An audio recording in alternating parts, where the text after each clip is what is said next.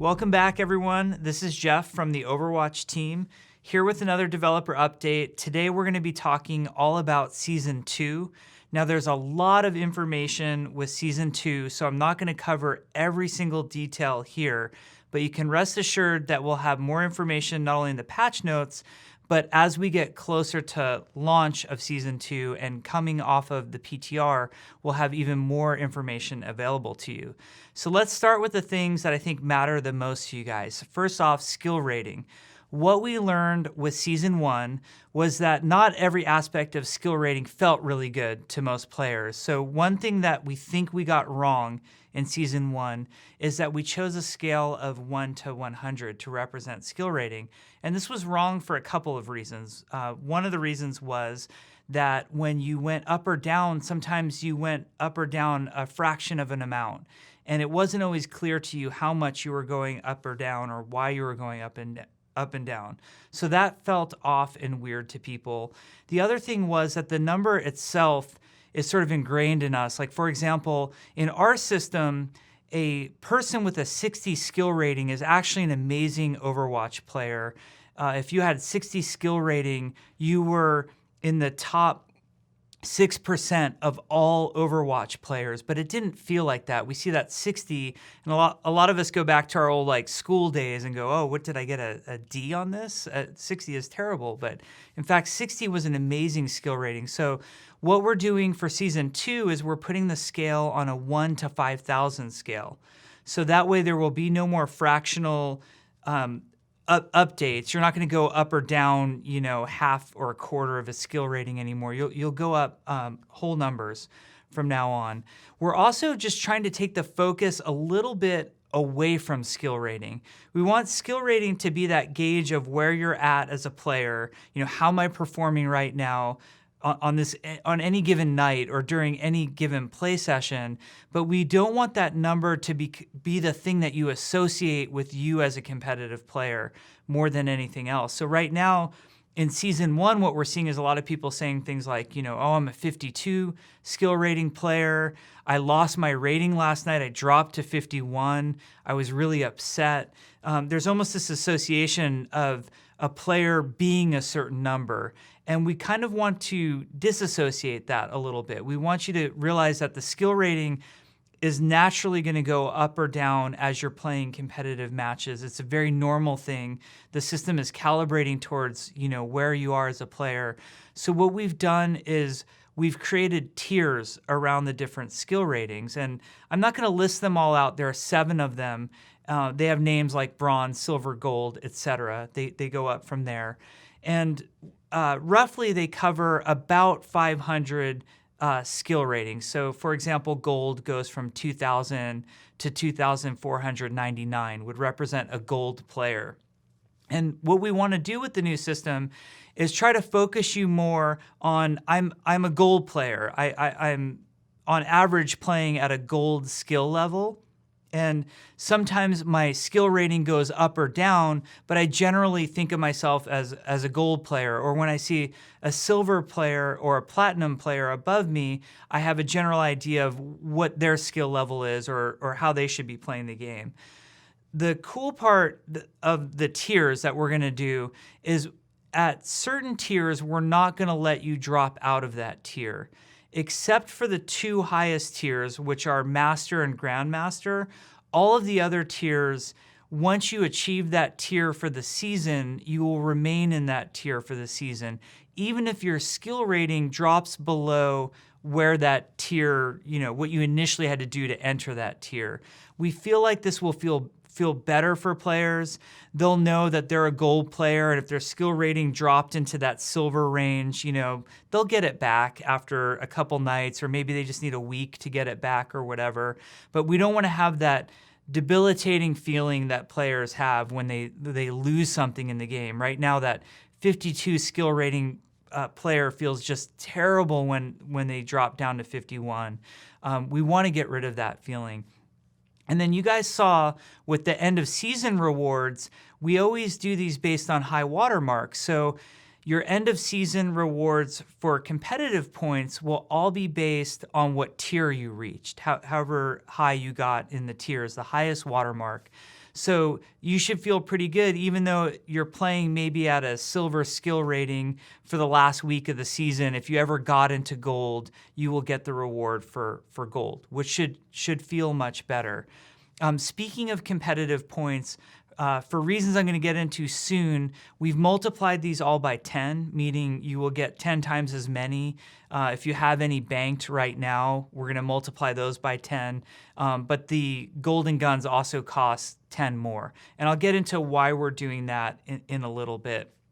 So there's a lot of changes coming to the formats and the way that the game is played that are worth talking about. This is stuff based on your guys' feedback that we were listening to. We wanted to adjust how competitive felt in general. The number one piece of feedback that we received is that players don't like the coin toss. We don't like the coin toss either. The coin toss is going away. In fact, all of sudden death is going away. So what does that mean? Well, first of all, for the control maps like Nepal, there is no sudden death. It's still, 3 out of 5. You'll play your matches. There will always be a winner. For the assault modes, which is maps like Volskaya Industries or Hanamura, we're still using our time bank system that we have, which means you have a set amount of time to play the match. If your team finishes very quickly, then when the next round happens, you have that remaining time to use. We've made some adjustments there. So one thing that we've done is after the initial first round capture of point A, so every other time besides that one that I just mentioned, we'll always give a bonus 30 seconds. The reason we're doing this is there were those awkward times where you would capture a point in overtime, and then the map would just end and you never have a shot at the second point. So we want to make sure that if you're having a really great comeback moment, you have a shot. I mean, albeit 30 seconds is really fast and aggressive, but we want to at least give you that chance to get to the next point and make a final push and take it. So we will be giving you 30 seconds there. On the flip side, where we used to give you 2 minutes of bonus time, when a match would run out and you'd be below 2 minutes, let's say you had 30 seconds left when your team took it, we used to bump you up to 2 minutes. That's only going to be a minute from now on. So we're getting more aggressive with the time. We saw the capture times that you guys were posting, and we're doing our tuning around that. So you'll only have a minute from now on when we do give you bonus time. The other thing we're trying to do with the bonus time is make it as fair as possible. So if we give one team bonus time because they didn't finish within the allotted time of the match, we will give that bonus time to the other team. Even if the other team has 6 minutes left and the first team has 30 seconds left, we'll bump the one team up to a minute, and then we'll give that extra 30 seconds to the team that had 6 minutes. We know that it's time-based, so it needs to be fair to both teams for it to be time-based. So that's what's coming to Assault. The exciting thing for us is the time bank system, like I mentioned, will also be coming to what we call our hybrid game mode, which is maps like Numbani or Kings Row, as well as the full payloads, which are maps like Dorado and Gibraltar, for example. The time bank system will come to those. So if you push the payload all the way to the end and have 3 minutes left, you will get another round to now see how far you can push the payload. Ties should be very, very rare on the hybrid maps and the payloads. On the payloads, the only times that a tie is realistically going to happen is if nobody pushes the cart at all, either team, which seems exceedingly rare. And then on hybrids, ties will only happen if nobody initially captures the payload. So, for example, on Kings Row, if nobody takes point A on either team, that would result in a tie.